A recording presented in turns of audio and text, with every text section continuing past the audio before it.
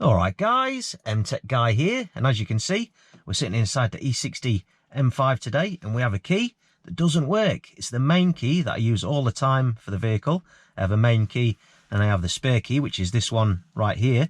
Now the main key, which is stopped working, it's the buttons on the key itself aren't doing their thing anymore. The remote central locking isn't working with the key, but the key will still work in the ignition to start the car. Now the spare key here, this still works absolutely fine. So that tells me that the diversity antenna's fine. The CAS module in the vehicle's absolutely fine. Obviously the spare key's still doing its thing. Now as you can see, this is a diamond key.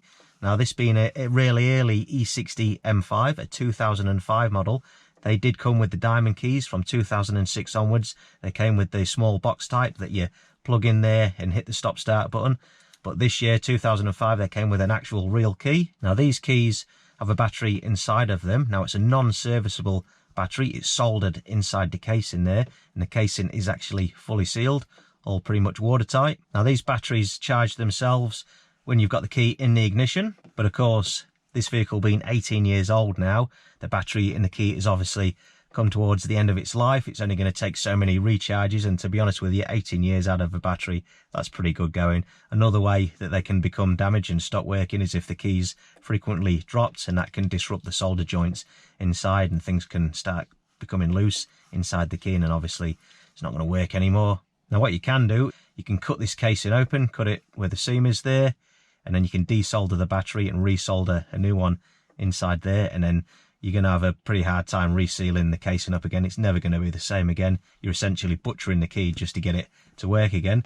It is a cheap way of doing it, but it's not really my cup of tea, and I want to do things properly. So what I did is went down to the main dealer and I bought myself a brand new key, and that's what we're going to look at initializing today. Now there is a sequence we're going to go through to initialize the new key with the vehicle, and if you do have any additional keys, then straight after you need to reinitialize these to the vehicle also, and then that will sync everything together properly. Okay, so as you can see, my spare key, I can lock the vehicle and unlock it with that, and this one, even though it's been ordered against the VIN number of the car, won't work at the minute because it's not synchronized with the vehicle. So what we're going to do is insert the key in the ignition, turn it to position 1, straight back off again, pull it out, then we're going to hold down the unlock button there and press the lock button 3 times, and as you can see, that works now. And then the same again with this one, the spare. Going to hold down the unlock button, press the lock button 3 times, there we go, and that works fine, obviously.